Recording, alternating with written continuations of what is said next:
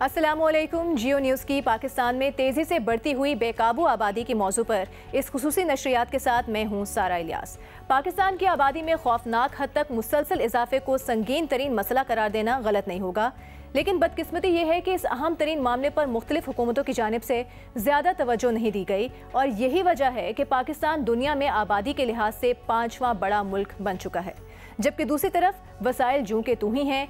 2023 की मरदमशुमारी के तहत पाकिस्तान की आबादी 24 करोड़ से तजावुज़ कर गई है, जबकि आबादी में इजाफे की शरह 2.5% पर है। 2017 के मुकाबले में सिर्फ 5 सालों में आबादी में 3 करोड़ 36 लाख इजाफा हो चुका है, जबकि 1998 में मरदमशुमारी से अगर इसका मवाजना किया जाए तो पिछले 25 सालों में 11 करोड़ नफूस जमा हो चुके हैं।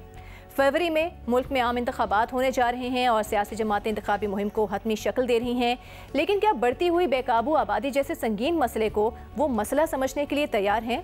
सवाल अब यहाँ पर यह भी है कि सियासी क़यादत इस मामले को संजीदगी से इक़दामात के काबिल कब समझेगी। क्या आबादी में इजाफे पर काबू पाना हर सियासी जमात के मंशूर का हिस्सा होना चाहिए?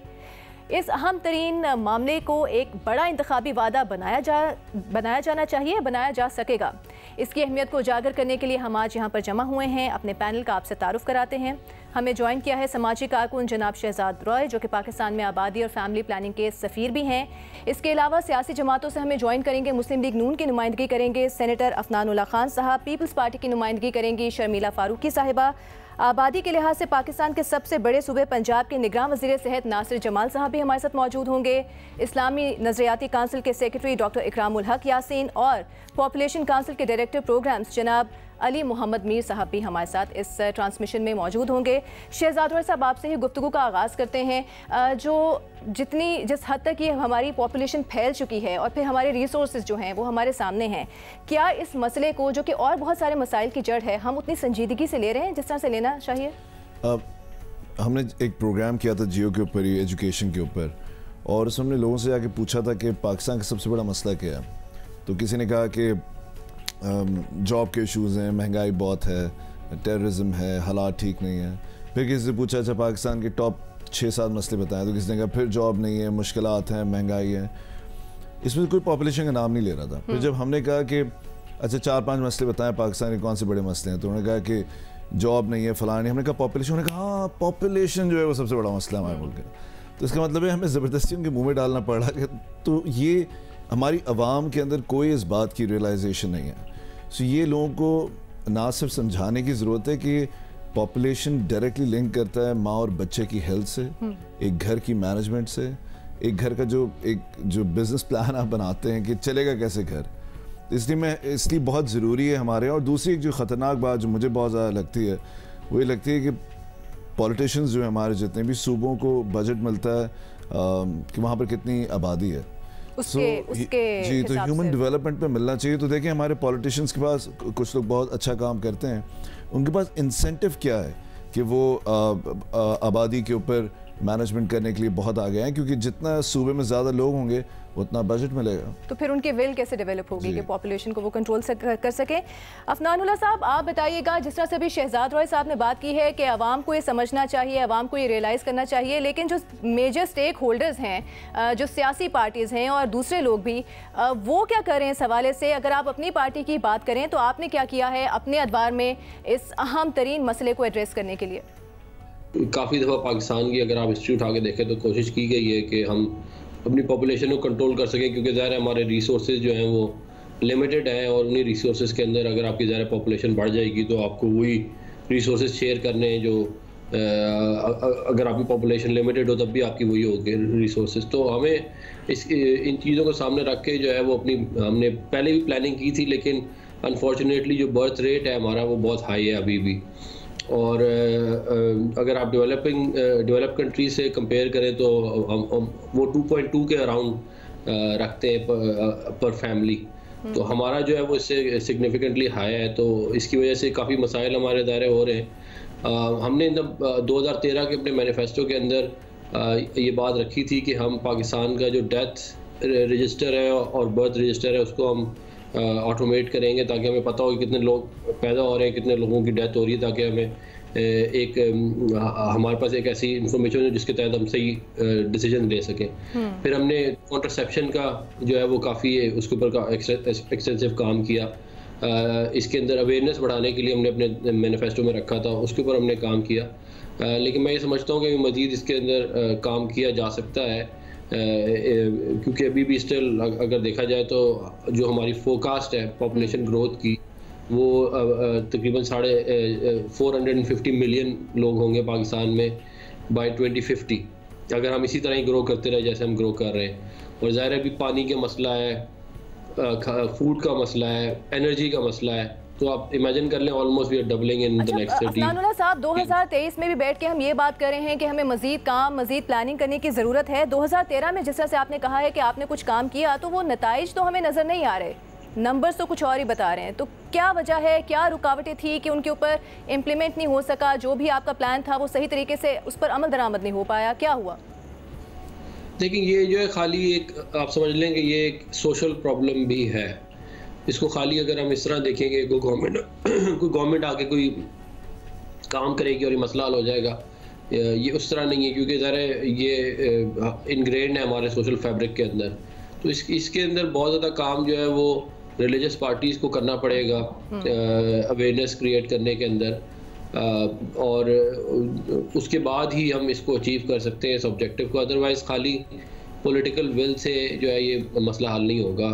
तो इसके अंदर जो है वो बहुत ज़्यादा कंट्रीब्यूशन हमें जो है वो ज़रा रिलीजियस इंडोक्ट्रिनेशन की चाहिए। हमने ज़रूर कुछ अचीवमेंट्स हमारी रही हैं, जैसे मैंने आपको गिनवाया, वुमेन हेल्थ से रिलेटेड हमने जो है हर यूसी लेवल के ऊपर मिडवाइफ जो है उसको इंट्रोड्यूस कराया था पंजाब में बिलखुसूस। तो इस तरह के हमने काम माजी में किए हैं, लेकिन इसके बावजूद जो है वो मज़ीद काम की ज़रूरत है, क्योंकि ज़रा अभी भी हमारा पॉपुलेशन ग्रोथ रेट जो है वो बहुत हाई है।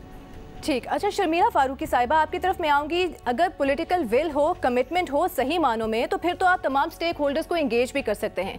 विल होना ज़रूरी है। आप क्या समझती हैं? क्योंकि हमें लगता है कि तमाम सियासी पार्टीज़ के मैनिफेस्टो अगर हम देखें तो हमें सियासी नारे तो ज़रूर नज़र आते हैं जो कि अपीलिंग भी होते हैं, लेकिन जो आवाम की रियल इशूज़ हैं उससे हटकर सियासी जमातें पावर पॉलिटिक्स में लगी हुई हैं। तो ये आप नहीं समझती इट्स हाई टाइम कि अब हमें अंडरस्टैंड करना चाहिए कि रियल इशूज़ पर बातचीत की जाए? जी शुक्रिया। देखिए, this is a very very real issue. This is a time ticking bomb Pakistan के अंदर, और पॉपुलेशन जैसे ही बढ़ती जाती है और जिस रफ्तार से पाकिस्तान में बढ़ रही है, तो उस पर बहुत ज़्यादा स्ट्रेन हो जाता है आपकी हेल्थ सेक्टर पे, आपकी एजुकेशन सेक्टर के ऊपर, आपकी इंफ्रास्ट्रक्चर पे, इकोनॉमिक इश्यूज़ आ जाते हैं। अगर एक घर में 8 से 9 बच्चे हैं, उनको पढ़ाना, उनको खिलाना, उनकी परवरिश करना एक बहुत बड़ा चैलेंज है। यहाँ पर पॉलिटिकल विल नहीं। देखिए, पाकिस्तान के अंदर बिकॉज हमारे कुछ सोसाइटल इश्यूज़ ऐसे हैं, हमारे यहाँ पॉपुलेशन के हवाले से जब भी बात की जाती है तो सामने ये बात, you know, there are lot of religious believes. वो कहते हैं जी अल्लाह की देन है। यहाँ पर पॉपुलेशन को कर्ब करना, पॉपुलेशन कंट्रोल करना या फैमिली प्लानिंग प्रोग्राम्स के हवाले से बात करना again is a cultural taboo. अभी भी आपके कल्चरल इश्यूज़ हैं, आपके रिलीजियस बिलीव्स हैं, जिन बैरियर्स को क्रॉस करना एक बड़ा चैलेंज है पाकिस्तान में आज भी। ख़ास तौर पे अगर आप अर्बन एरियाज़ को छोड़ के रूरल एरियाज़ में चले जाएँ जहाँ पर ये मामलात ज़्यादा हैं।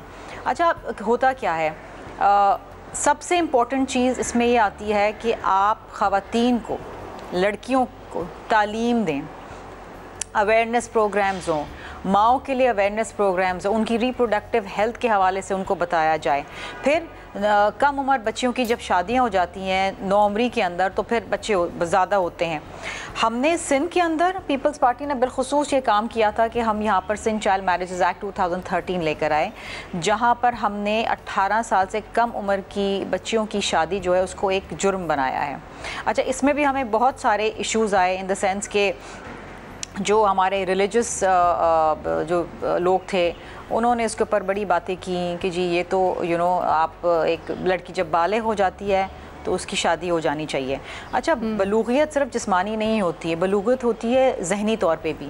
एक 11 साल की बच्ची की अगर आप शादी कर देंगे या 12-13 साल की बच्ची की शादी कर देंगे, उसको क्या पता कि उसकी हेल्थ इश्यूज़ आ जाते हैं, उसकी एजुकेशन जो है वो ख़राब हो जाती है, और जब तक वो 25-30 साल की पहुँचती है तो she has a lot of issues specially with regard to health. तो हमने यहाँ पर, और पाकिस्तान के अंदर वाहिद सिंध सूबा है जिसमें सिंध चाइल्ड मैरिजेस एक्ट आया और नाफिज हुआ है, और कई ऐसे बच्चियाँ हैं जिनकी 14 साल में 15 साल में शादी हो रही थी, उसको इस कानून के मुताबिक उन शादियों को रोका गया।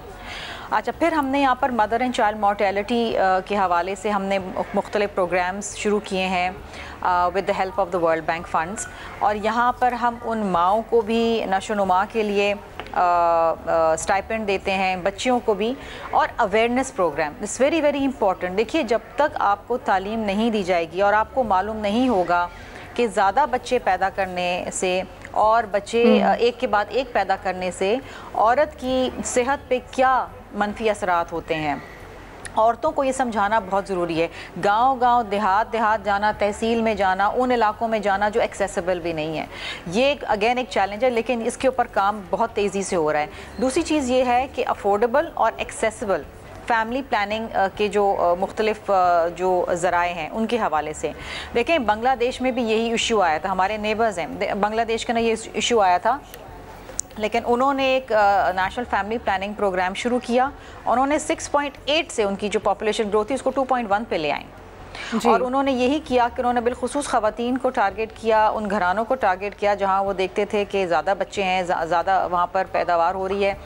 उस हवाले से उन्होंने ख़वातीन को एम्पावर किया, इकोनॉमिकली भी एम्पावर किया। देखिए, अगर हम आज थर में देखते हैं कि ख़वातीन जो हैं वो ट्रक्स चला रही हैं, तो ख़वातीन को आप फाइनेंशियली इंडिपेंडेंट करें। Once a women is financially independent, उसकी तालीम है, उसको आपने अवेयरनेस दी है, वो समझती है कि बच्चों में वक्फा होना चाहिए, बच्चे 2 या 3 ही अच्छे हैं। अच्छा, शर्मिला साहिबा, आप बहुत अच्छी बातें कर रही हैं, और लगता यही है कि हमें मालूम है कि हमें क्या करना चाहिए। अब आगे इलेक्शंस होने जा रहे हैं, आपका वोटर आपकी बात को सुनता है, जो आप कहेंगे उसके ऊपर यकीन रखता है, तो आपको लगता है या आप करेंगे अपने मैनिफेस्टो में ये बात शामिल, रोटी कपड़ा मकान और तालीम और ये सारी चीज़ें हम बातें सुनते हैं, लेकिन जो सारे मसाइल की जड़ है, क्या इसके ऊपर बात होगी, ये आपके मैनिफेस्टो का हिस्सा होगा?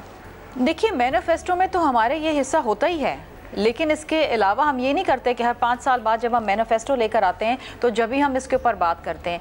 हम रेगुलरली विथ रेगुलर इंटरवल्स हम फैमिली प्लानिंग और बर्थ कंट्रोल के ऊपर बात करते हैं, और हम वो जो एक रिलीजियस बैरियर है और जो एक कल्चरल सोसाइटल इशू आता है इस हवाले से बात करने में, उसको भी हम क्रॉस करने की कोशिश करते हैं। We work with different NGOs, हम खुद जाते हैं मुख्तलिफ इलाकों के अंदर और वहाँ पर हम खुद जाके बैठ के बात करते हैं। मैं आपको एक छोटी सी बात बताऊँ कि जब 2010 के अंदर सैलाब आया था और पानी बह गया था और हम क्लीन ड्रिंकिंग वाटर लोगों को दे रहे थे, तो हम छोटी सी बॉटल्स लेके जाते थे। एक ब्रांड का मैं नाम नहीं लूँगी, आप उसकी एडवर्टीजमेंट हो जाएगी। उसके ऊपर एक स्टिकर लगा होता था, उसमें ब्लू कलर का एक मर्द, एक और एक बच्चा होता था। हम जब वो पानी देते थे, और मैं अपनी बात बता रही हूँ बिकॉज ये मेरे साथ खुद ये वाक़या हुआ है, जब हम उनको जाके देते थे कि जी ये पानी पिएं, तो वो औरतें बोतल खोल के पानी हमारे सामने गिरा देती थी। तो हमें समझ नहीं आता था कि क्यों ऐसा कर रही हैं, हम तो साफ़ पीने का पानी दे रहे हैं। वो कहती थी इस पानी में आपने दवाई डाली हुई है बच्चा बंद करने की। तो ये भी एक बैरियर है जो हमें क्रॉस करना पड़ता है। फिर हम उनके साथ बैठे, हमने उनको समझाया कि इसमें कोई दवाई नहीं है, ये आपकी सेहत के लिए अच्छा है, आपके बच्चों की सेहत के लिए अच्छा है, ये साफ़ पीने का पानी है। सो इस किस्म की चीज़ें जो हैं जिसको हमें फेस करना पड़ता है, इट इज़ नॉट ईजी। फिर आप देखें कि हमारे मुल्क के अंदर फॉर्चुनेटली अनफॉर्चुनेटली आप देखें कि हर चीज़ के अंदर जो है रिलीजन को ले आते हैं। जो कहते हैं कि जी ये अगर बर्थ कंट्रोल की कहीं बात करें तो वो कहते हैं कि जी ये हराम है, बर्थ कंट्रोल की बात करें, फैमिली प्लानिंग की बात करें तो वो कहते हैं कि जी ये तो आप कत्ल कर रहे हैं।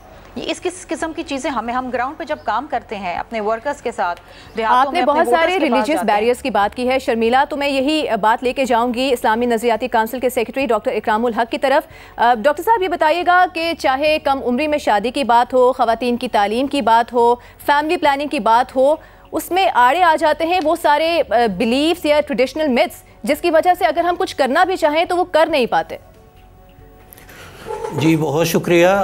इस्लामी नज़रियाती कौंसिल ने इस पर काफ़ी काम किया है। सबसे पहले जो है 79 में प्लानिंग डिवीज़न की तरफ से एक रेफरेंस आया था कौंसिल के पास, उस वक्त इस पे काम करके कोई 2 साल लगा के पूरी एक रिपोर्ट तैयार की गई थी। जितनी आयात पेश की जाती हैं इस सिलसिले में, जितनी अहादीस पेश की जाती हैं, उन सब को स्टडी किया गया था।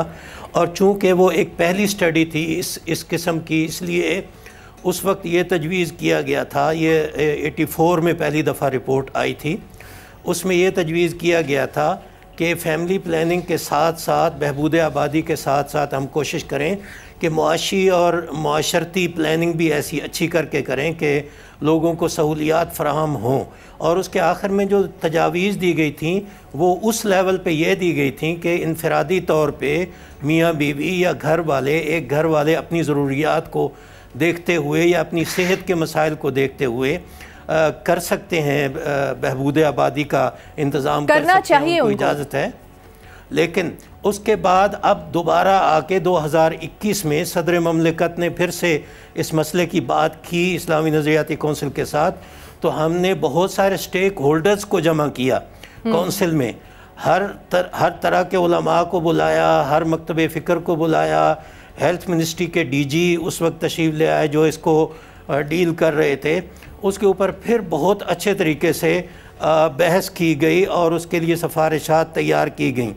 एक तजवीज़ तो ये दी गई कि चूँकि लोग रिलक्टेंट होते हैं ख़ानदानी मनसूबा बंदी और बहबूद आबादी के अल्फाज से, इसलिए लोगों को नाराज़ करने की बजाय हम इसका नाम रखते हैं तवाज़ुन आबादी। अच्छा। तवाज़ुन आबादी के हुसूल के लिए क्या तजावीज़ होनी चाहिए, तो 3 पहलुओं से इसके ऊपर गौर किया गया था। पहला तो ये गौर किया गया कि आया इसकी शरीयत में इजाज़त भी है या नहीं। दूसरा गौर किया गया कि इनफरादी तौर पे इजाज़त है या इज्तिमाई तौर पे। इन तमाम पहलुओं पे गौर करके कौंसिल इस नतीजे पे पहुंची कि इसका जवाज़ मौजूद है और इसके अच्छे इंतज़ामात कर लेने चाहिए, शरीयत में इसकी इजाज़त है, कोई हरज नहीं है। और जिन पहलुओं पर हमें ज़्यादा गौर करने की ज़रूरत है वो ये है कि इंसान के कुछ हुकूक होते हैं, सेहत के हवाले से, तालीम के हवाले से, मईशत के हवाले से। हमारी आबादी इस तरीके से मुनज़्ज़म होनी चाहिए, इतना तवाज़ुन होना चाहिए कि हमारे जितने वसाइल हैं उनके बराबर बराबर हमारी आबादी चल रही हो और हर आदमी को उसके हुकूक मिल जाएं। दूसरा नुक्ता ये उठाया गया था कि हर आदमी पर कुछ ज़िम्मेदारियाँ होती हैं, कुछ रिस्पॉन्सिबिलिटीज़ होती हैं। आबादी और वसाइल को इस तरीके से तवाज़ुन पैदा करना चाहिए उनके दरमियान कि हर आदमी अपनी ज़िम्मेदारियाँ पूरी करे ताकि दूसरों के हुकूक जो हैं वो अदा हो सकें। फिर इन दोनों को आपस में बराबर बराबर रखना और इनमें आपस में इंटीग्रेशन पैदा करना जो है, इस पहलू पर गौर किया गया था।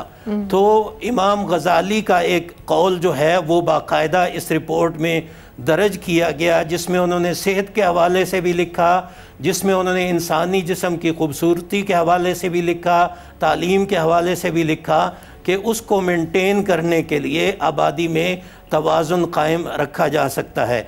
इस्लामी नज़रियाती कौंसिल का जो एलामिया जारी हुआ वो 16 नुकात पर मुश्तमिल है और उसमें कुरान और सुन्नत की रोशनी में ये तजावीज़ दी गई हैं कि क्या क्या काम हम करें तो आबादी हमारी वसाइल के साथ उसका तवाज़ुन जो है वो कायम रह सकता है। उसमें तालीमी निसाब के अंदर इस मसले को शामिल करना, जुमे के खुतबात के अंदर उलमाए किराम इस पर मुत्तफ़िक हुए कि जुमे के खुतबात में इस पर बात करना जो है वो ज़रूरी है और उन्होंने अच्छा ये उलमाए किराम मुत्तफ़िक हो गए इस नुक्ते पर डॉक्टर साहब, तो क्या फिर ऐसा होता हुआ नज़र भी आया जो इस आवाज़ में शिद्दत होनी चाहिए, चाहे वो कम उम्री में शादी हो, ख़वातीन की तालीम हो, फैमिली प्लानिंग हो, ख़वातीन का अपने जिस्म पर इख्तियार हो कि वो फिज़िकली या मेंटली तैयार है भी एक बच्चे को इस दुनिया में लाने के लिए, इसके ऊपर बातचीत हुई, ऐसी आवाज़ उठी?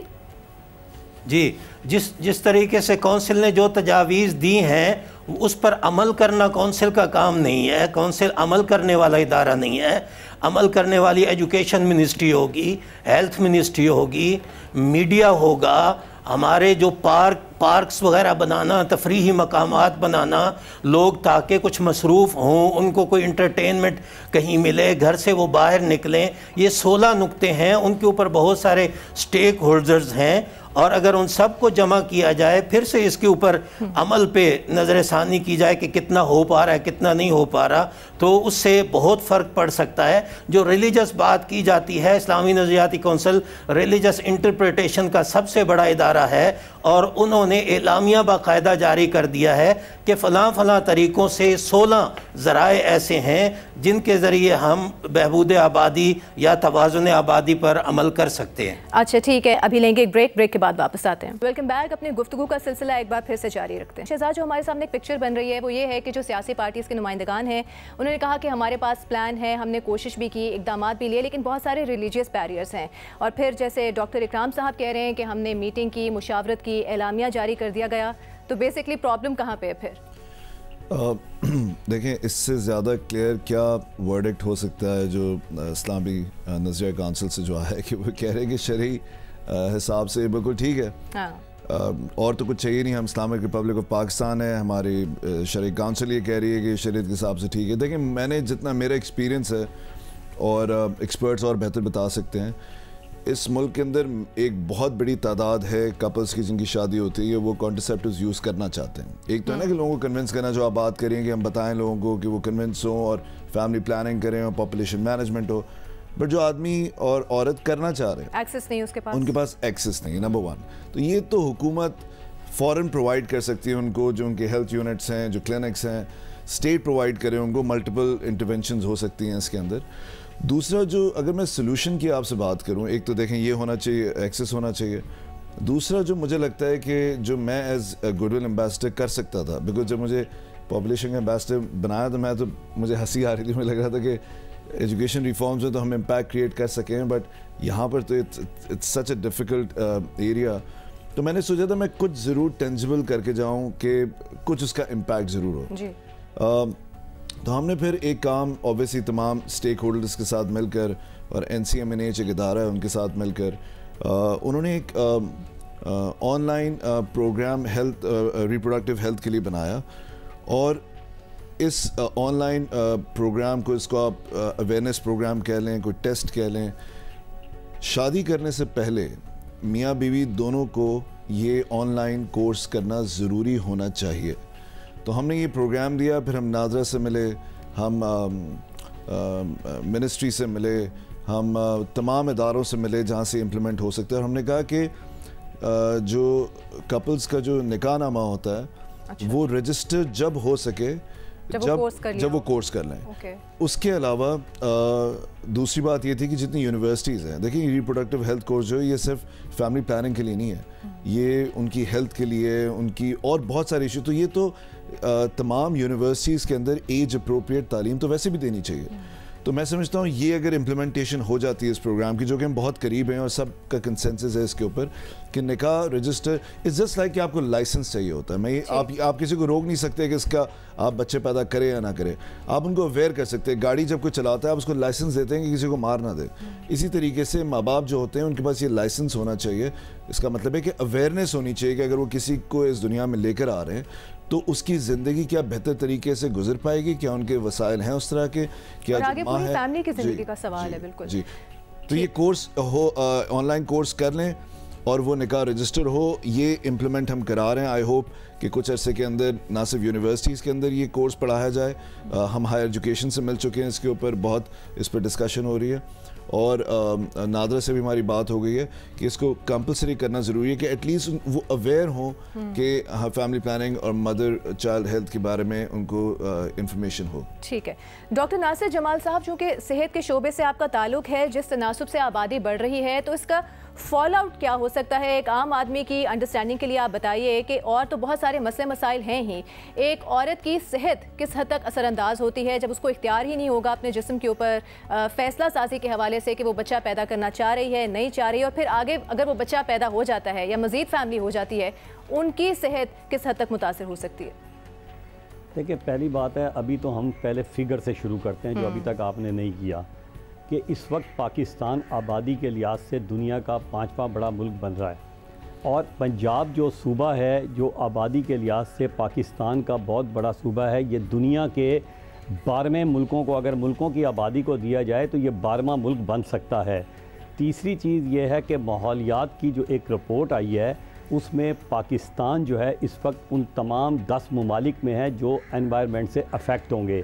और इसके अलावा जो इस वक्त हमारा पॉपुलेशन रेट है वो तकरीबन 2.5% है, जो कि हमने बैनुल अक़वामी इदारों को कहा था कि हम 2 इशारिया इसको जो है 2030 तक तकरीबन इसको हम 2 के करीब 0.8% पे ले जाएंगे।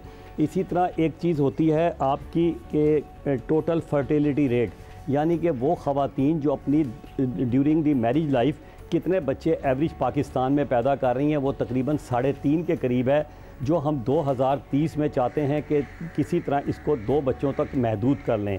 फिर ये जो अभी शहजाद राय ने बात की कि टोटल कंट्रासेप्टिव रेट, ये वो होता है कि जो लोग कंट्रासेप्टिव को इस्तेमाल कर रहे हैं, इस वक्त बदकिस्मती से वो 38 या 39% है, जिसे हम चाहते हैं कि 2030 तक 64% पे।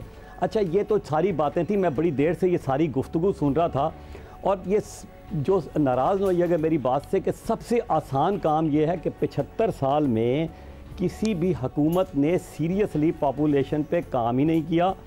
और ये पहली बारी हुआ है कि हमारे पंजाब के हेल्थ मिनिस्टर चीफ मिनिस्टर ने, मोहसिन नकवी ने, पहली बारी सोचा कि पॉपुलेशन और हेल्थ को इंटेग्रेट किया जाए, क्योंकि जब तक ये 2 महकमे आपस में इंटेग्रेट नहीं होंगे तो हम बेहतर रिज़ल्ट नहीं देंगे। इनका चूलिए दामन का साथ है। लेकिन 75 साल से जो सबसे बड़ा इल्ज़ाम लगाते रहे हम बड़ी आसानी के साथ, वो उलमाए कराम पे था या रिलीजियस लोगों पे था। और किसी पॉलिटिकल, मैं ये नहीं, क्योंकि मैं सियासत में तो नहीं जाना चाहता, लेकिन किसी भी हुकूमत ने, चाहे वो पॉलिटिकल थी या नॉन पॉलिटिकल थी, किसी ने इसको अपना मैंडेट नहीं बनाया कि ये एक एटम बम है जो फटेगा और जिसके फटने से हमारे यहाँ बेरोज़गारी बढ़ेगी, आबादी की वजह से फाइनेंस के हालात ख़राब होंगे, जुराइम बढ़ेंगे, हम बहुत बुरे हालात में जाएंगे। लेकिन मैं जब भी किसी आलिम दीन से बात हुई, चाहे वो मौलाना अहमद लुधियानवी थे, मौलाना हनीफ जालंधरी थे, मौलाना काजी अब्दुल रशीद थे, मैं जामिया अशरफी गया, जामा नईमिया गया, बड़े बड़े मुख्तलिफ फ़िरक़े के उलमा इकराम से मिला, तो मुझे खुशी हुई है कि जो नज़रियाती कौंसल ने बात की है, तमाम उलमा इकराम इस बात पे मुत्तफ़िक थे। लेकिन हमारी एक विल नहीं थी, इसको पॉलिटिकल विल कह सकते हैं या गवर्नमेंट की विल कह सकते हैं, कि हमने कभी इसकी सीरियसली सोचा ही नहीं। मिसाल के तौर पे आप ये देखें कि जब हमने डेंगू के ख़िलाफ़ लड़ना था तो आप बच्चे से भी पूछते थे ना कि डेंगू क्या है, तो बच्चा भी जवाब देता था कि डेंगू एक ऐसी बीमारी है जिसमें प्लेटलेट कम हो जाते हैं। जब कोविड का दौर आया तो क्योंकि उसमें सारी हुकूमत, सारे इदारे एक इकट्ठा होकर चल रहे थे, तो जिस हिसाब से हमने कोविड और कोरोना पे काम किया था और इसके डेंगू पे काम किया, अगर हम इसको इसी स्पिरिट के साथ काम करें और वो तमाम वसाइल, मैं अभी भी कहता हूँ, नाराज़ नहीं होइए मेरी बात से, कि डेंगू पे जितना हमने, मैं इसको मजबूर था कि it is a political disease, इस पर हमने बहुत ज़्यादा पैसा ज़ाया किया। उसके बजाय अगर हम ये पैसा, इतना ज़्यादा अवेयरनेस, इतनी ज़्यादा कैंपेन हम फैमिली प्लानिंग पे लगाते तो ऐसा ना होता। लेकिन अल्हम्दुलिल्लाह जब से आए हैं मैं, उसका एक फ़ायदा ये हुआ कि जब हम इंटेग्रेट हुए तो हमारे जो हेल्थ में लेडी हेल्थ विजिटर थी, हमारी मिडवाइफ थी, हमारी लेट हेल्थ सुपरवाइज़र थी, वो तमाम इनके साथ मिलकर उन जगहों पे पहुंची कि जहां जो है इनको लोगों को अवेयरनेस देने की ज़रूरत थी। काम हो रहा है, इसमें नहीं है शक कि काम हो रहा है। लेकिन आप देखें कि जब ये 2010 में डिपार्टमेंट को, पंजाब को दिया गया, तो एक पाबंदी भी साथ लगा दी गई कि आपकी जो है उसमें जो लोगों की मुलाजमत हैं उनका इजाफा नहीं होगा, और वो 13,000 पे अभी तक चल रहा है। बजट में कोई इंक्रीज़ नहीं किया गया। और सबसे इंटरेस्टिंग बात यह है कि पॉपुलेशन के बड़े बड़े अफसर जिन्होंने को इनमें भर्ती किया गया, उनके अपने 5-5 और 6-6 बच्चे थे।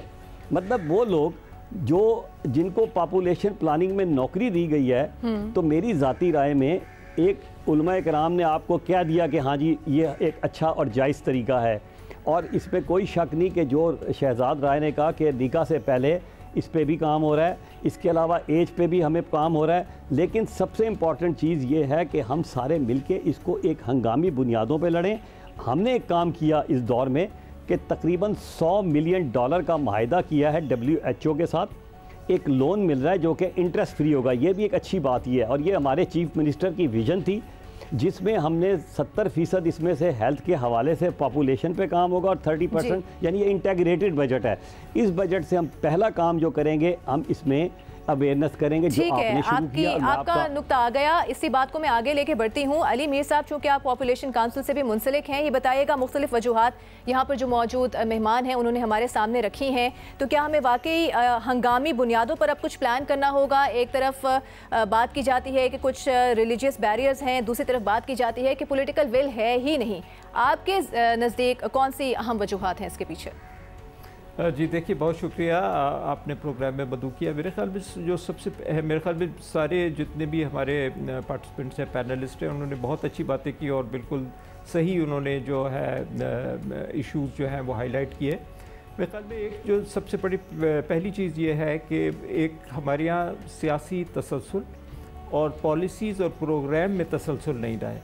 अगर ये हमने प्रोग्राम 1965 में शुरू किया था और इसके बाद जब हम देखते हैं कि मुख्तलिफ़ हुकूमतें आई, बहुत सा काम उन्होंने शुरू किया, लेकिन फिर जिस तरह हुकूमतें बदलती गई उन प्रोग्रामों के ऊपर उस तरह से काम आगे नहीं ले जाया गया।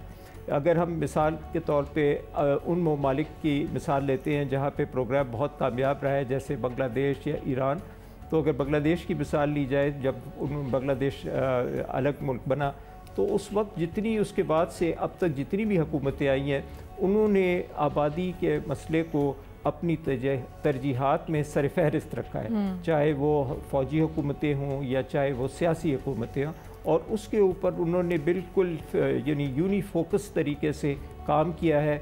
और ख़ास तौर पे जो मेरे ख़्याल में जो सबसे अगर ईरान की भी मिसाल ली जाए कि रसाई को जो है लोगों तक रसाई सर्विसेज की, उसमें बेहतरी लाने की कोशिश की है। और यहाँ पे शहजाद ने बिल्कुल सही कहा कि अगर हम शादीशुदा जोड़े अगर देखें, 5 शादीशुदा जोड़े हैं, तो उनमें से एक ऐसा जोड़ा है जो चाहता है कि वो फैमिली प्लानिंग करे, वो चाहता है कि वो बच्चों में वक्फा पैदा करे, लेकिन वो कर नहीं पा रहा। और उसमें यही जिसमें जैसे मैंने कहा कि सर्विसेज की या रसाई की जो है फुकदान बहुत बड़ी एक वजह है। 1994 में एक बहुत आला किस्म का प्रोग्राम शुरू किया गया था जिसको लेडी हेल्थ वर्कर प्रोग्राम कहा गया था, और उस प्रोग्राम का जो पूरा नाम था वो था prime minister's programme for family planning and primary health care. और उसके शुरू होने के बाद हमने देखा कि बड़े खातिर ख्वाह नताइज आना शुरू हुए, लोगों को अपनी दहलीज़ पर फैमिली प्लानिंग की सर्विसेज मिलने शुरू हो गई।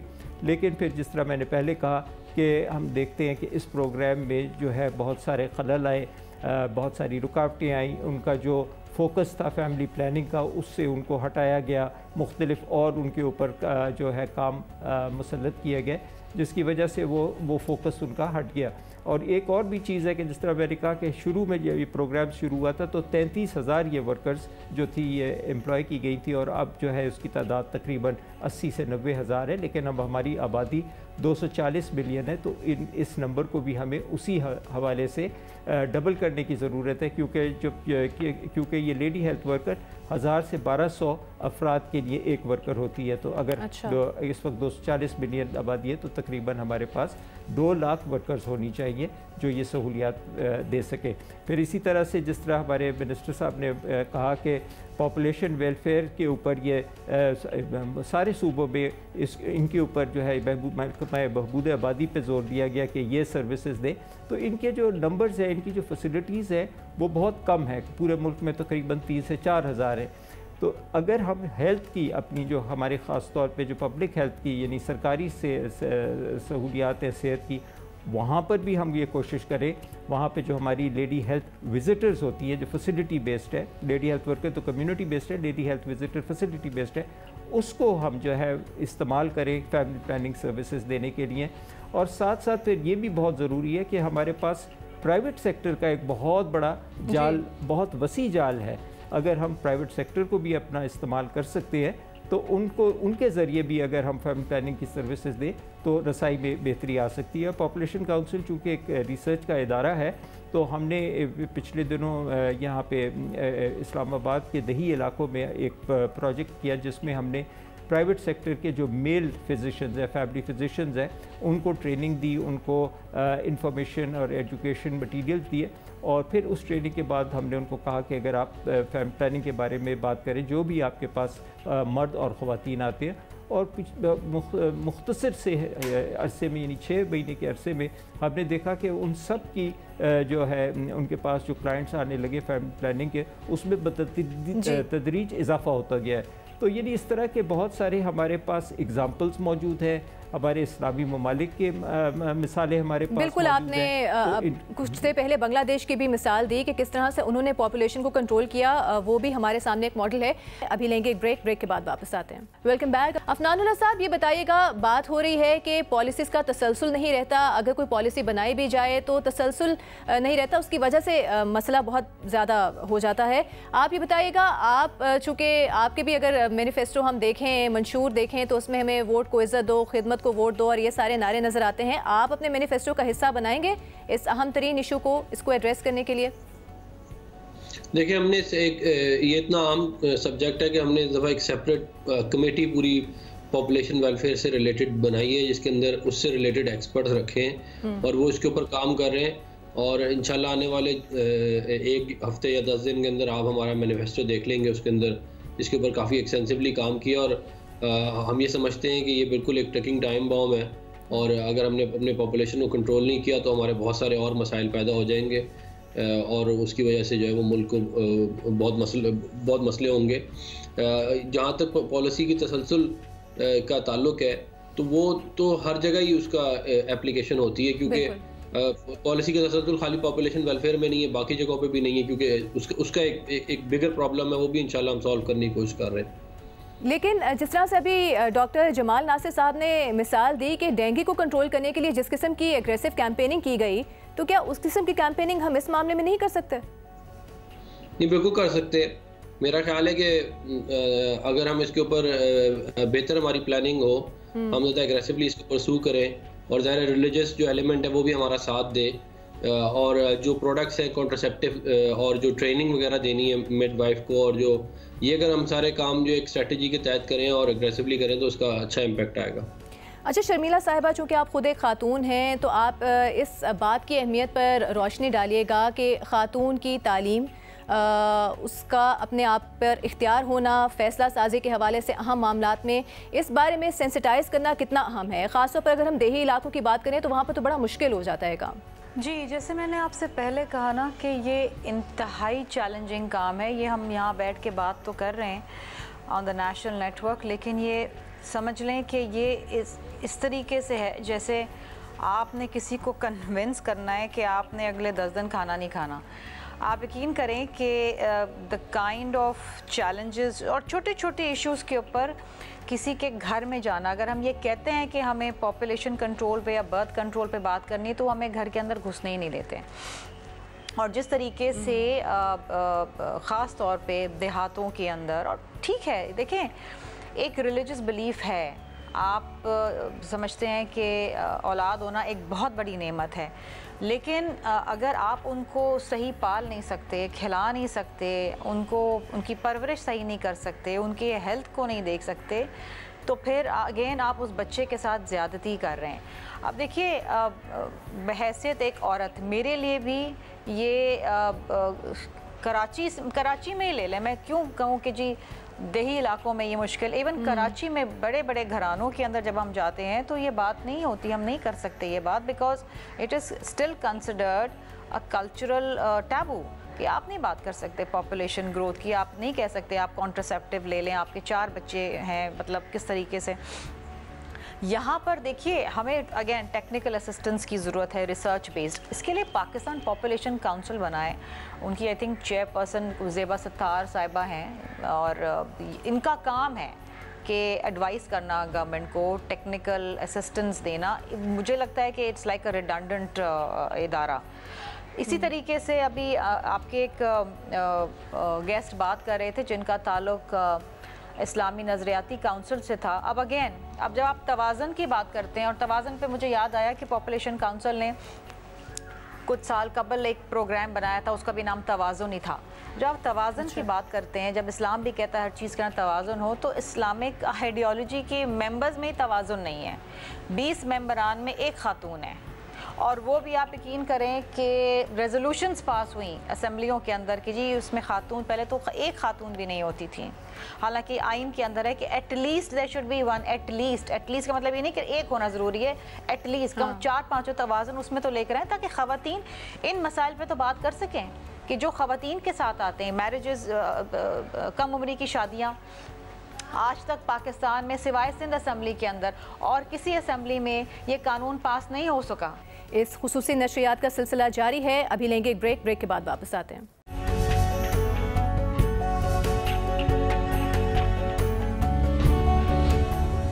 जियो न्यूज़ की इस खुसूसी ट्रांसमिशन में आपको खुशामदीद कहते हैं। अच्छा शहजाद, आप बताइएगा कि जिस तरह से बांग्लादेश की एग्जाम्पल दी जाती है, तो क्या मॉडल उन्होंने अपनाया 1970 से लेकर अब तक अगर हम देखें तो उन्होंने बड़े इफेक्टिवली इस मसले पर काबू पाया है, तो क्या उन्होंने ऐसा क्या ख़ास कर लिया जो हम नहीं कर पा रहे? देखिए, ग्राउंड पे काम करने का मुझे, क्योंकि गवर्नमेंट स्कूल्स ठीक करने का एक एक्सपीरियंस है, पॉलिसी चेंज करने का एक्सपीरियंस है, उसको इम्प्लीमेंटेशन के हद तक ले जाने का एक एक्सपीरियंस है जी। तो मैं इसको इसी तरह से देखूंगा कि जब हम गवर्नमेंट स्कूल्स ठीक कर रहे थे तो मेरे पास कोई आया, मैं नाम उनका नहीं लूँगा, उन्होंने मुझे कहा कि मुझे बहुत फ़िक्र है उन बच्चों की जो स्कूल नहीं जा रहे हैं, और एक बहुत बड़ी तादाद है। तो मैंने उनसे कहा कि मुझे भी बहुत फ़िक्र है उन बच्चों की जो स्कूल नहीं जा रहे, बट मुझे उन बच्चों की ज़्यादा फ़िक्र है जो स्कूल जा रहे हैं, क्योंकि वो 10 साल गुजारते हैं, कोई क्रिटिकल थिंकिंग डेवलप नहीं होती, कुछ नहीं होता, तो वो तो कहीं जॉब भी नहीं कर सकते। तो उनको लगता है इससे बेहतर है कोई स्किल सेट हासिल कर लेते। इसी तरीके से जिनको फैमिली प्लानिंग नहीं करनी उन तक पहुंचना तो बहुत ज़रूरी है, और हम सबको करना है। जो करना चाह रहे हैं उनको तो कल सुबह मुफ्त कॉन्ट्रसेप्टिव्स का एक्सेस मिल सकता है। जो चीज़ें देखिए डूएबल जो है ना, जो नहीं हो सकता, जो जिस पर कैंपेन करनी है, अवेयरनेस करनी है, उस पर कमाल ये पॉपुलेशन काउंसिल जैसी कमाल ऑर्गेनाइजेशंस हैं जो काम कर रही है, और इनके पास इनफ डॉक्टर साहब। एक वो इशू भी आया था पीटीआई के दौरे हुकूमत में जिसमें कॉन्ट्रसेप्टिव्स पर बहुत ज़्यादा टैक्स लगा दिया गया था, वो भी एक जी, मैंने खुद शौकत तरीन साहब से उस इशू पर बात की थी, बिकॉज मैं उस वक्त एम्बेसडर था। तो मैंने उनसे खुद कहा था कि उस पर हुई थी डिबेट। अगेन मैं आपसे कह रहा हूँ कि जो डूएबल चीज़ें जो हम कर सकते हैं वो आज सुबह क्यों नहीं कर देते? अगर हम वो नहीं कर सकते तो हम वो भी नहीं कर सकते। देखें, ये बड़ी सड़क आपकी जहाँ पर जंग का दफ्तर है, बहुत रश होता है चंडीगढ़। तो एक दफ़ा हम कोई बात कर रहे थे तो उन्होंने कहा कि देखें, अगर आया चंडीगढ़, अगर हम शारा फैसल पर ट्रैफिक मैनेज नहीं कर सकते, जहाँ पर इतनी ज़बरदस्त लेन्स बनी हुई है, ट्रैफिक पुलिस भी है, तो हम आए चंडीगढ़ पे कैसे करेंगे? सो आई जस्ट फील कि अगर हुकूमत करना चाहे तो ये कल सुबह स्टार्ट हो सकता है कि हर कपल को हर क्लिनिक के अंदर कोई बात हो रही हो ना हो रही हो, जैसे उन्होंने कहा कोविड के अंदर और बाकी चीज़ों के अंदर हमने किया, बिल्कुल उसी तरीके की एक इमरजेंसी हमें लगानी पड़ेगी, और उससे बहुत बड़ा इम्पैक्ट हमें उसी वक्त नज़र आना शुरू हो जाएगा। बिल्कुल। डॉक्टर इकराम उल हक, आपकी तरफ मैं आऊँगी। आपने शर्मिला फारूकी साहिबा की बात सुनी थी, चूँकि आप तवाज़ुन आबादी की भी बात कर रहे थे अब से कुछ देर पहले, तो आपके जो काउंसिल मेंबरान हैं उसमें सिर्फ एक खातून शामिल हैं, क्या कहेंगे आप? शुक्र है शर्मिला फारूकी साहिबा ने ये बात की और मुझे मौका मिल गया बात करने का। हम शर्मिला साहिबा का बहुत एहतराम करते हैं, वो कौमी लीडर हैं। दस्तूर में लिखा हुआ है कम अज़ कम एक खातून होनी चाहिए, कम अज़ कम। तो बाकी तो गवर्नमेंट के ऊपर है। वो 10 ख़वातीन भेज दें, वो 15 भेज दें, हमें तो उस पर कोई एतराज़ नहीं है। असल में तकसीम है मेंबरान की कि 2 कम अज़ कम जजेज़ होने चाहिए, 7 कम अज़ कम उलमा होने चाहिए, 1/3 लिखा हुआ है। वो 7 कम अज़ कम उलमा जो होंगे उनमें शिया भी नुमाइंदगी हो, उनमें बरेलवी भी हो, उनमें देवबंदी भी हो, उनमें अहले हदीस भी हो, एक 2 मेंबरान उनको आएंगे। उसके अलावा इंतज़ामी उमूर के माहिरीन हो, तो ख़वातीन तो हर शोबे में पाई जाती हैं। ये गवर्नमेंट का काम होता है। वजारत कानून समरी मूव करती है, प्राइम मिनिस्टर उसका फ़ैसला करते हैं, प्रेसिडेंट उसका तकर्रुर करते हैं। इसमें ना तो कोई काउंसिल की तरफ से रुकावट है, ना किसी किस्म का एतराज़ है। तो बिस्मिल्लाह भेजें, जितनी मर्ज़ी है ख़वातीन भेज दें, तो इंशाल्लाह काउंसिल तो चलेगी उसी के साथ। शर्मिला साहिबा, आपको मौका मिलता है, हुकूमत आती है, अगर आपको ऐसा चांस मिले तो होगा इस पर काम? उन्होंने जवाब दिया आपकी बात का डॉक्टर साहब ने।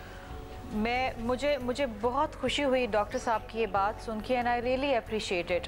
और yes, I would like to, एक देखें इसमें एक बड़ा आंसर आ जाता है गवर्नमेंट्स का भी, कि वो कितनी इसमें तवाज़ुन ला सकते हैं।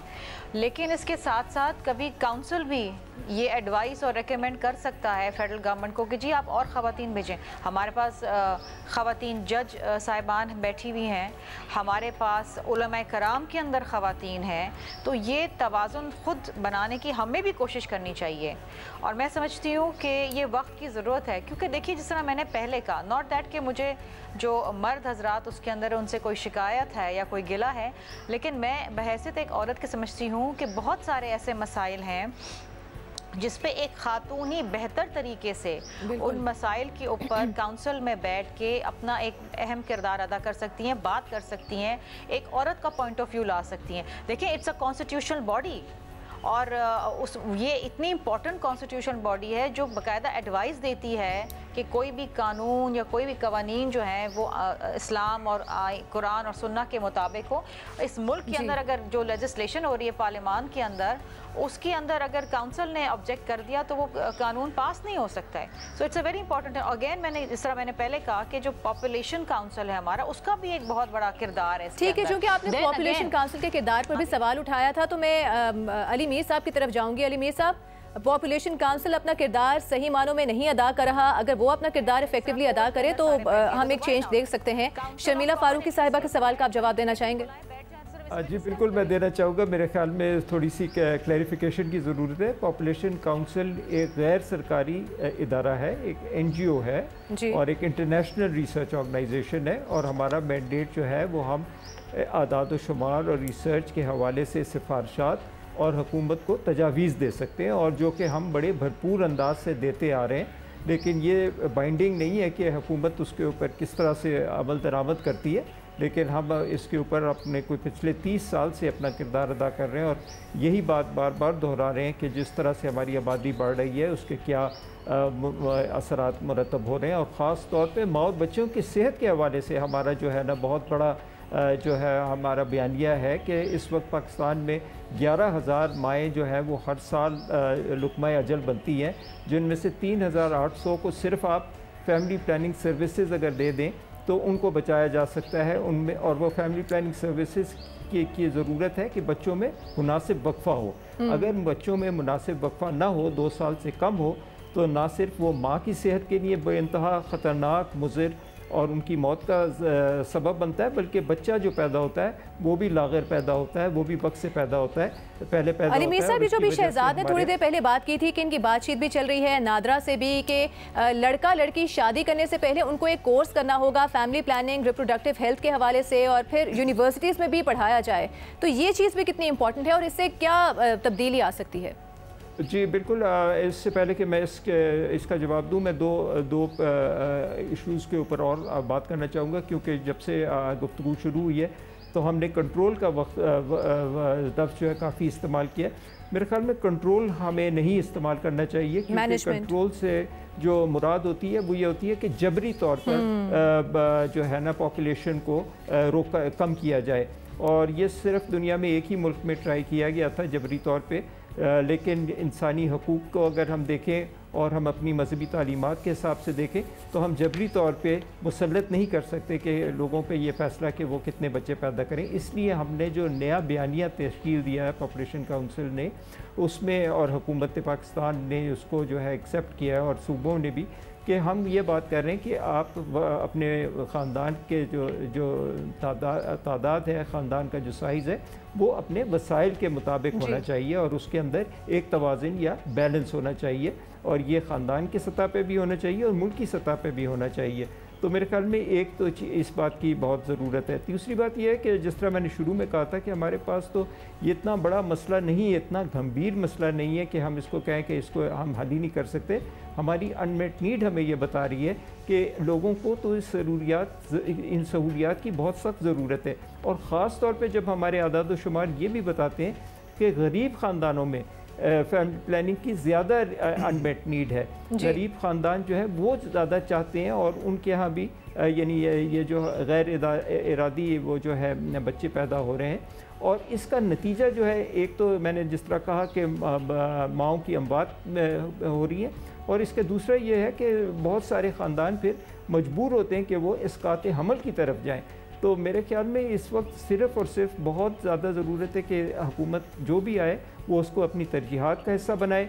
इसके लिए वाफिर मकदार में जो है फ़ंड्स रखे ताकि एक्सेस जो है रसाई में इम्प्रूवमेंट आए, और साथ साथ मालूमात की तशहीर जो है बहुत ज़रूरी है। और हमारी रिसर्च फिर दोबारा ये दिखाती है कि जिन ममालिक में ख़वातीन को मालूम था कि वो कहाँ पे जाके ये ख़ानदानी मनसूबाबंदी की सहूलियात हासिल कर सकती हैं और जिनको इन तरीक़ों के बारे में मालूम था, वहाँ पे देखा गया कि बहुत कम अरसे में जो शरह है फैमिली प्लानिंग के इस्तेमाल की वो बहुत ज़्यादा तेज़ी से बढ़ी है। तो इस तरह की सिंपल किस्म की इंटरवेंशंस के ज़रिए हम ये मसले जो है इसको बेहतरी की तरफ ला सकते हैं। तो जहाँ तक प्री मैरिटल काउंसलिंग का सवाल है, इसके ऊपर भी हमने काफ़ी काम किया है और बहुत सख्त ज़रूरत है।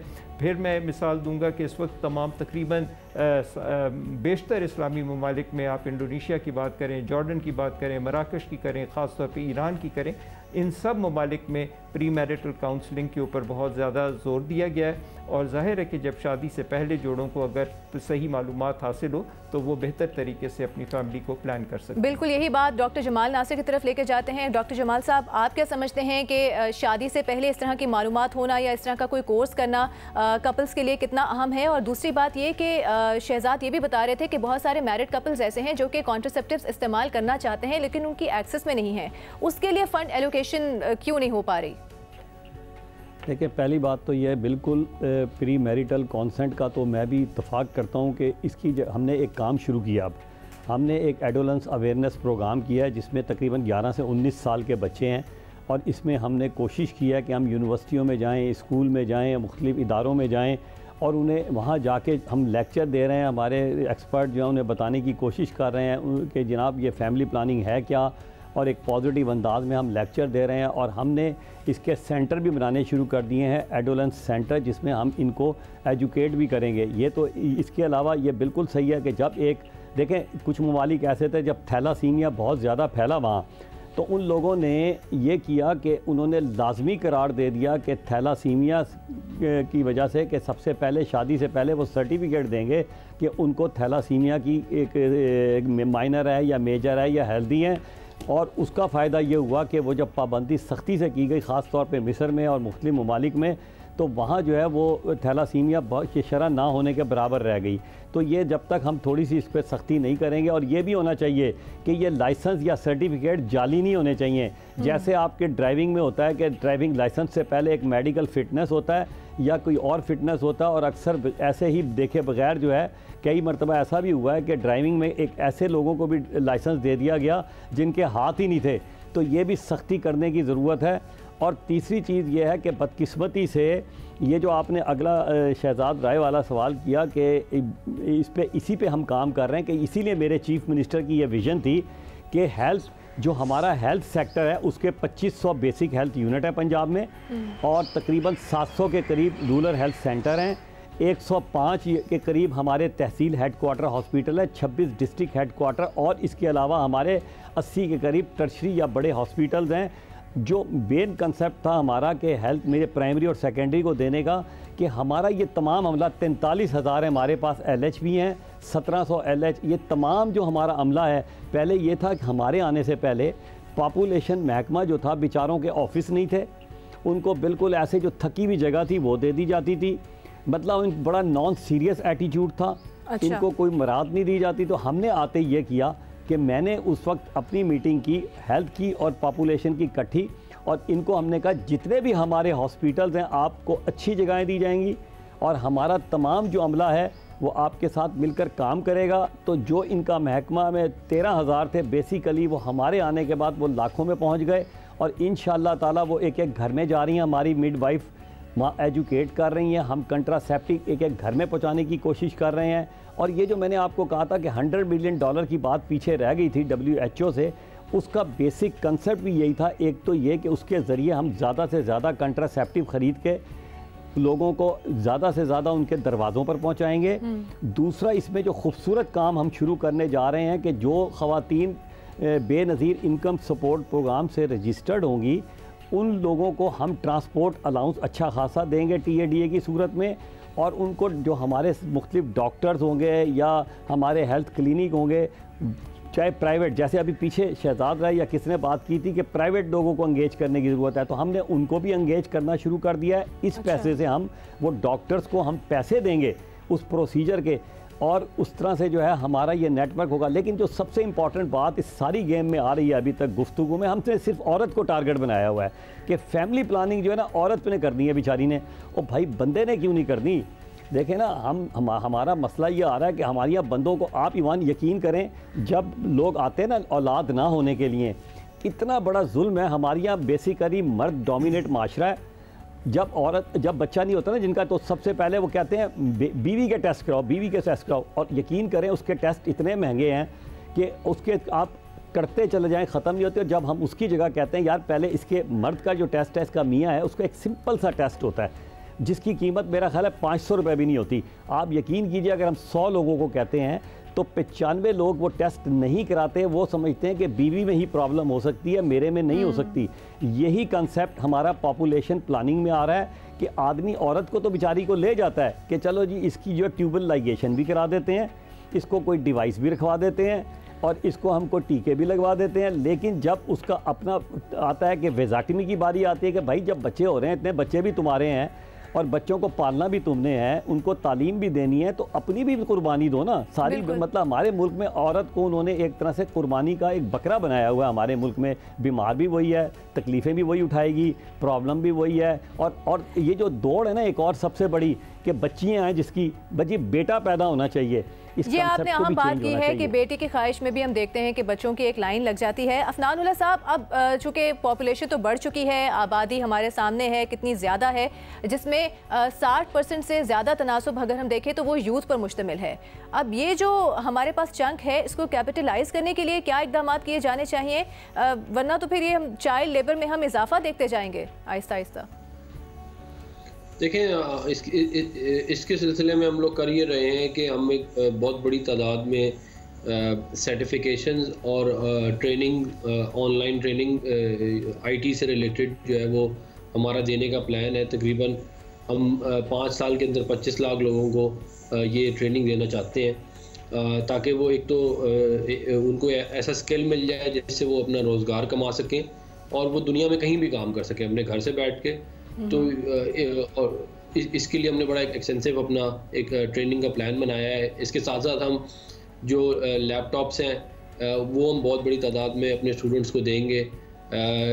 साथ साथ जो है वो कनेक्टिविटी के जो इश्यूज़ हैं फार फ्लंग एरियाज़ के अंदर, बिलखुसूस ये माउंटेनस एरियाज़ हैं या रूरल एरियाज़ हैं, उसको इम्प्रूव करने के लिए हम नई टेक्नोलॉजी जो है वो उसको पाकिस्तान में लाना चाहते हैं। सेटेलाइट बेस्ड इंटरनेट जो है वो हम देना चाहते हैं। तो हमारा ये एक बड़ा एक्सटेंसिव प्लान है कि हम टेक्नोलॉजी को इस्तेमाल करके जो हमारा यूथ बल्ज है इसको हम किसी एक प्रोडक्टिव चीज़ के ऊपर लगाएं, ताकि वो एक बाइज़्ज़त तरीके से रोज़गार भी कमा सकें और मुल्क की जो इकॉनमी है उसके अंदर भी एक अच्छी कंट्रीब्यूशन कर सकें।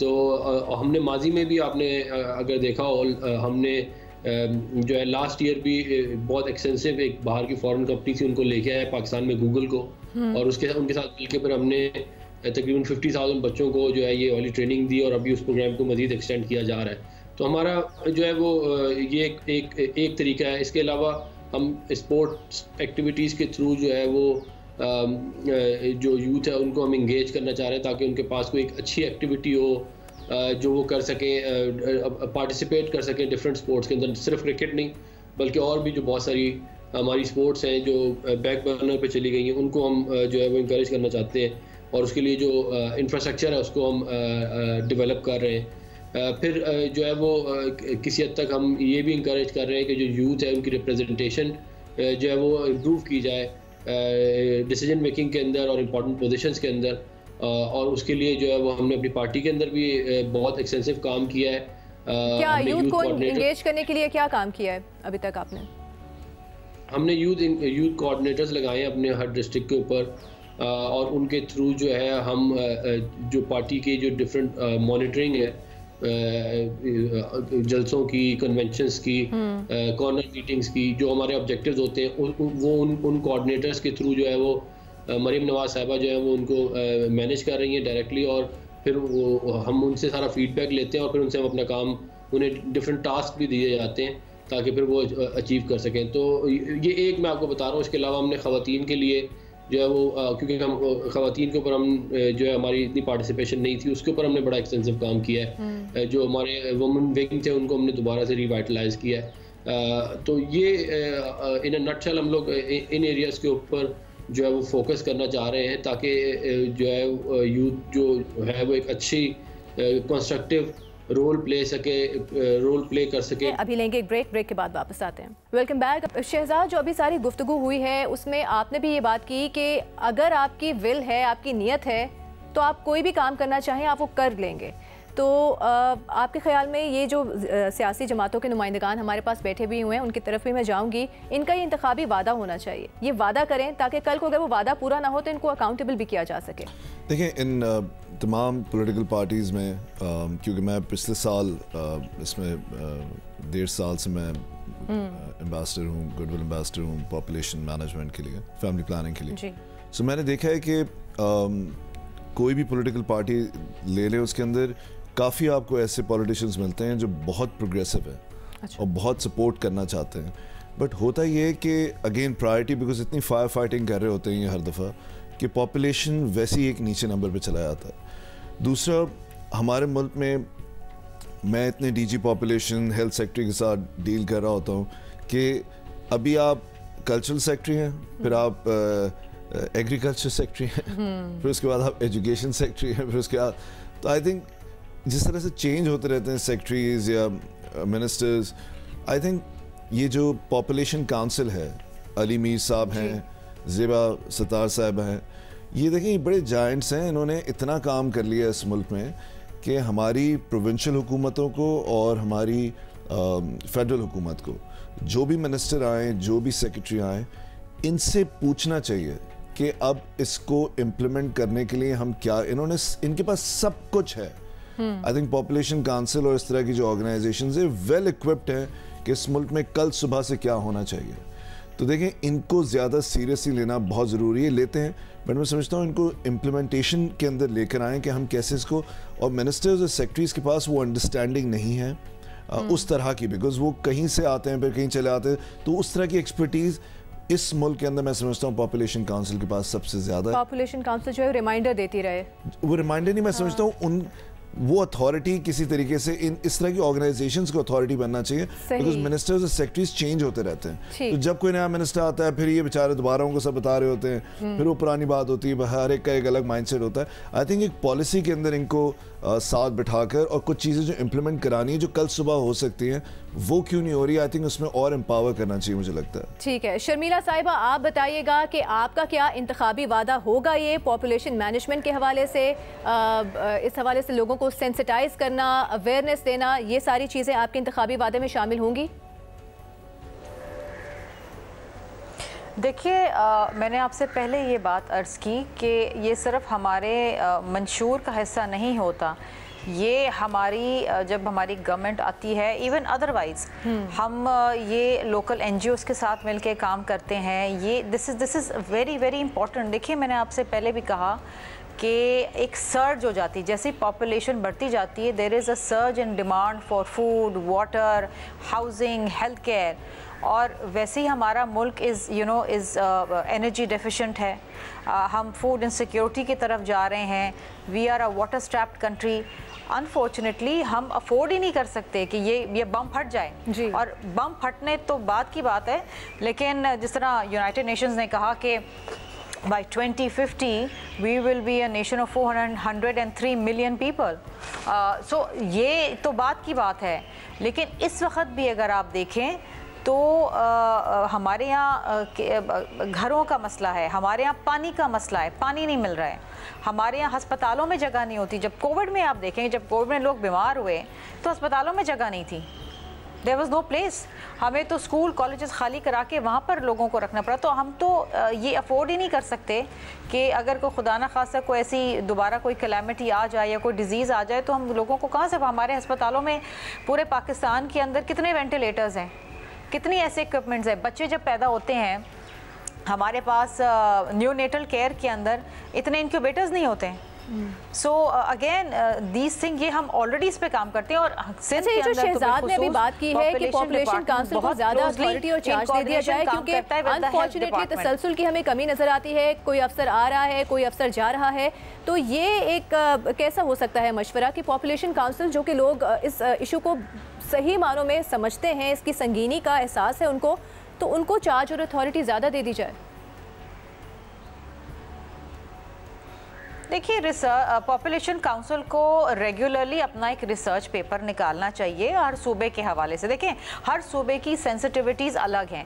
आप एक जामा एक ओवरऑल वो नहीं बता सकते कि जी पूरे मुल्क में ये कर दो। बलूचिस्तान की अपनी सेंसिटिविटीज़ हैं, सिंध की अपनी सेंसिटिविटीज़ हैं, खैबर पख्तूनख्वा की अपनी सेंसिटिविटीज़ हैं।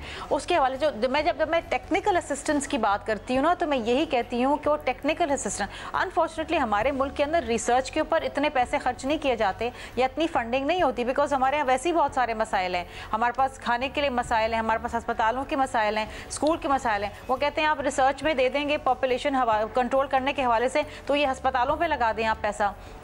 यहाँ पर ये भी आवाज़ें उठती हैं।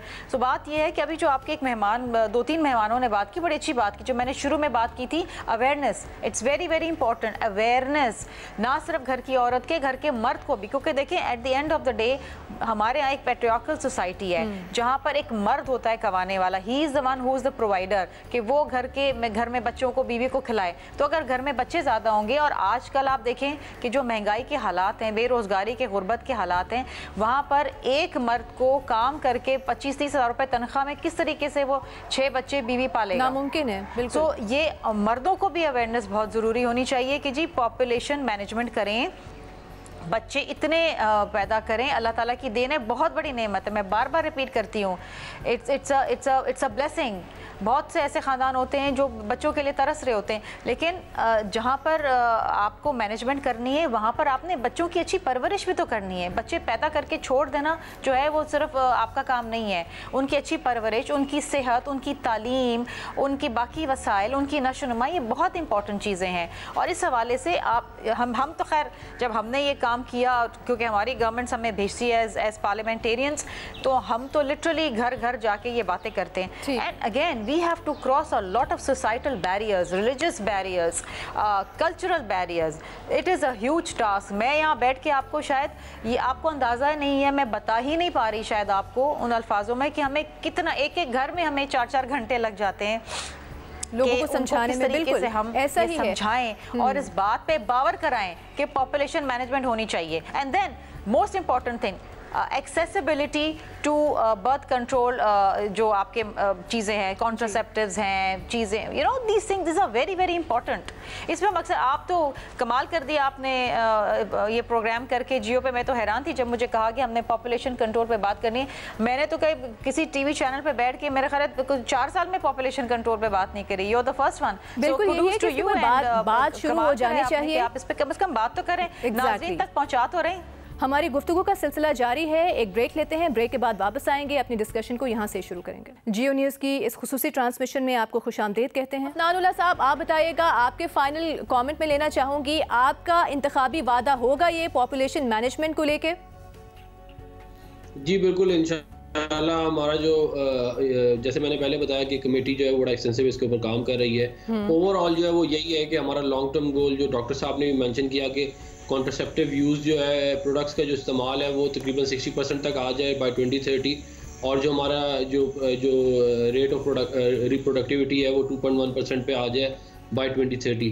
तो ये हमारे लॉन्ग टर्म टारगेट्स हैं जिनको हम अचीव करना चाह रहे हैं। और उसके लिए फिर हमने शॉर्ट टर्म पॉलिसीज़ वगैरह बनाई हैं, improvement in health care infrastructure है, जो ट्रेनिंग है हेल्थ केयर वर्कर्स की, और फिर अवेयरनेस है फैमिली प्लानिंग से रिलेटेड, और फिर जो रिलीजियस एलिमेंट इसके अंदर मजीद ऐड होता है कि भाई रिलीजन इस चीज़ को अलाउ करता है, जो कि एक ज़ाहिर एक आपको पता कि टैबू है हमारे माशरे में।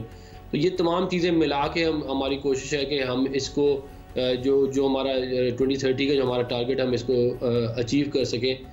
ये बात एक बड़ी इंपॉर्टेंट जो है वो शहजाद भाई ने की है कि इतने सारे मसाइल होते हैं, बड़े बड़े पॉलिटिकल इशूज़ इतने बड़े होते हैं कि आपकी सारी एनर्जी उस फायर फाइटिंग में चली जाती है क्या बजाय इसके कि आप जो है वो पॉलिसीज बिल्ड करें यूथ के लिए या आप पॉपुलेशन वेलफेयर के लिए, वो भी होती है, लेकिन फिर ज़ाहिर है उसकी इम्प्लीमेंटेशन के लिए टाइम चाहिए होता है, एनर्जी चाहिए होती है।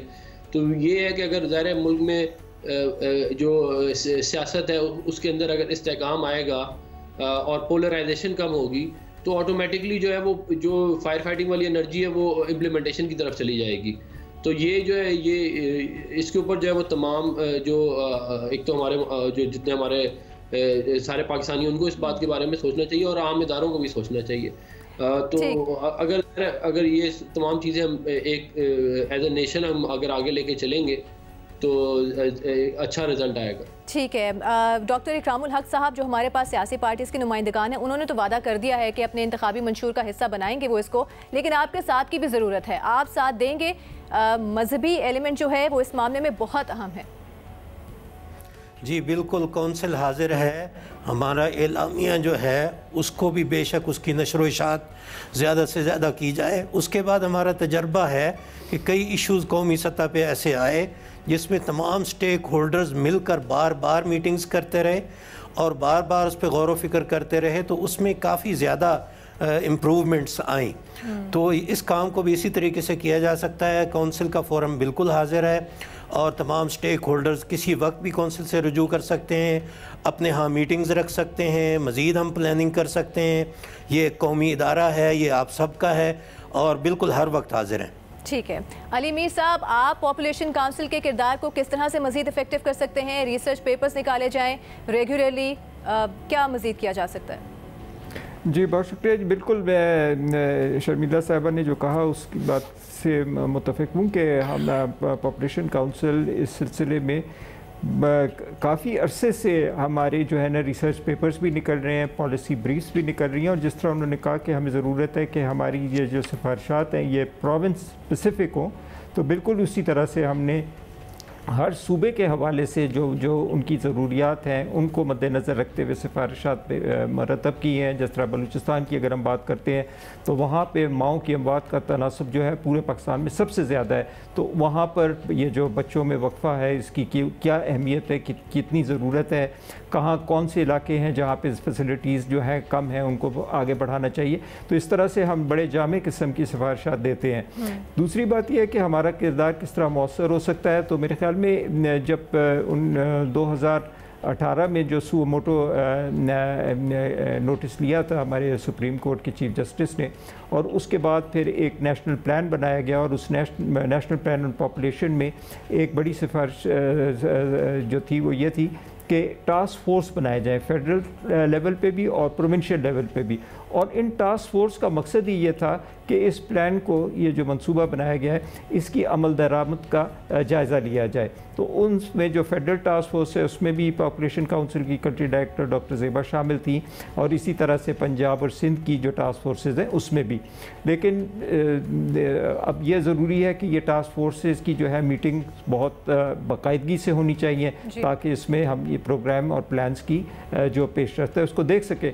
लेकिन बदकिस्मती से फेडरल टास्क फोर्स की भी अब बड़े अरसे से मीटिंग नहीं हुई, पंजाब में भी नहीं हो पाई है, सिर्फ बलूचिस्तान में हुई है हालिया, ये नहीं जब से ये हमारी इंटरिम गवर्नमेंट आई। तो अगर इन किस्म के टास्क फोर्सेस की जो टास्क फोर्स का सबसे इम्पोर्टेंट टास्क ये होता है कि वो मीटिंग रख लें। अच्छा। बाकी टास्क पूरा होना हो, ये टास्क पूरा नहीं होता कि मीटिंग नहीं होती, जितनी भी टास्क फोर्स बनती है ज़्यादातर वैसे तो वो मीटिंग्स ही नहीं हो पा रही। अगर वो मीटिंग्स हो तो फिर उसके अंदर जो है ना प्रोग्रेस की और अकाउंटेबिलिटी को ख़ास तौर पे जो है उसको बेहतर बनाया जा सकता है। सही। तो मेरे ख्याल में ये बहुत ज़रूरी है। टेक्स्ट से भी किया हुआ था कि उनको माशाल्लाह किसी हमारे जानने वाले उनको चौथा बच्चा पैदा हुआ है उनके घर में, तो हम जो बात कर रहे हैं उस दौरान इतने बच्चे पैदा हो रहे होंगे। बिल्कुल ऐसा ही है।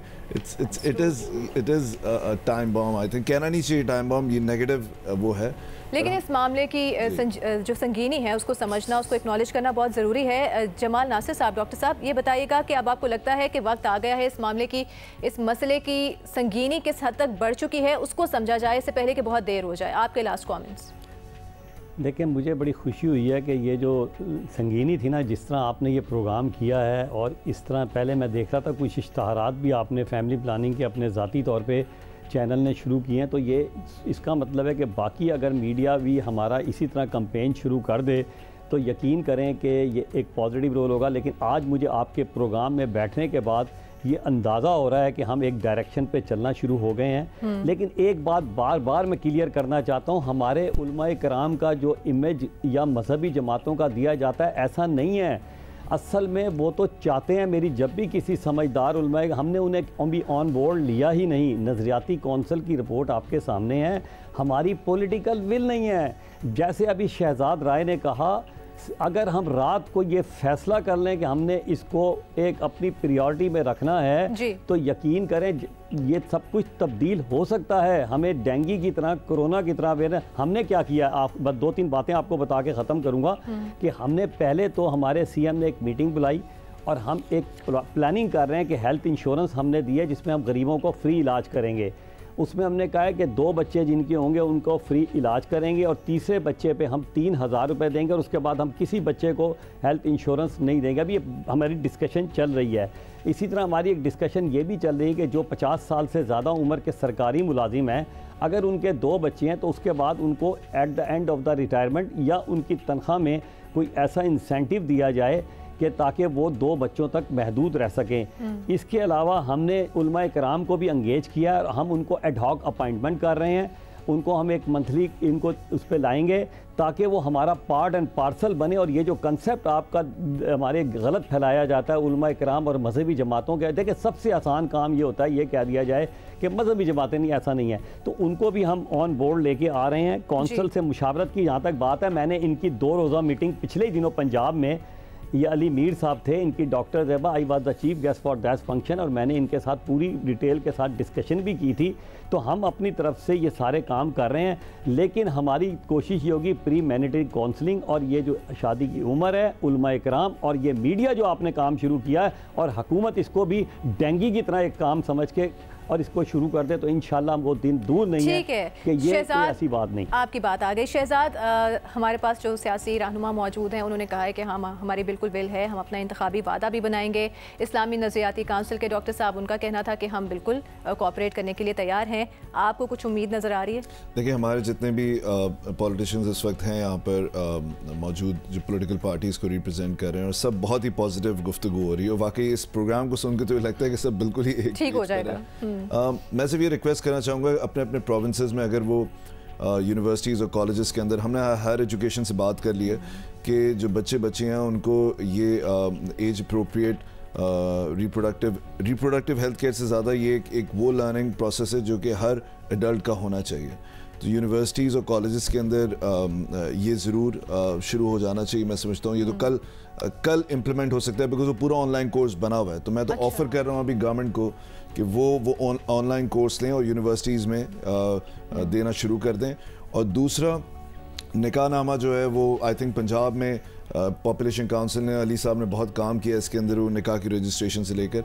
मैं सिर्फ चाह रहा हूँ कि नादरा में हो और ऑनलाइन कोर्स किए बगैर शादी का लाइसेंस नहीं होना चाहिए बच्चे पैदा करने का। तो मैं समझता हूँ, मैं ही नहीं कह रहा कि इसको आप इम्पोज कर दें, बट हुकूमत बैठी हुई है, ऑनलाइन कोर्स तैयार है, आप इसको इम्प्लीमेंट कर सकते हैं कि जितनी कल से शादियाँ होंगी, परसों से शादियाँ होंगी, कम से कम माँ बाप को पता होगा। बिल्कुल, आज से इस पे काम करने की ज़रूरत है।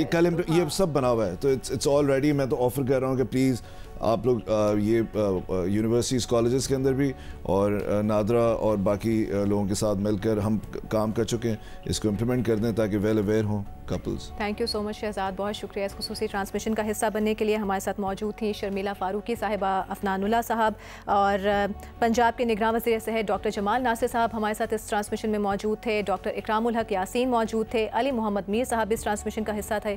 आप तमाम मेहमानों का बहुत शुक्रिया। इस अहम तरीन मसले को, इसकी संगीनी को समझना, उसको तस्लीम करना बहुत अहम है, इससे पहले कि बहुत देर हो जाए। तमाम सियासी जमातों को लीड लेना होगी, आगे आना होगा, अपना इंतखाबी वादा बनाना होगा, अपने मंशूर का हिस्सा बनाना होगा और तमाम स्टेक होल्डर्स को एक छत तले जमा करके इसका हल निकालना होगा। प्रोग्राम से मुझे दीजिए इजाज़त। अल्लाह हाफ़िज़।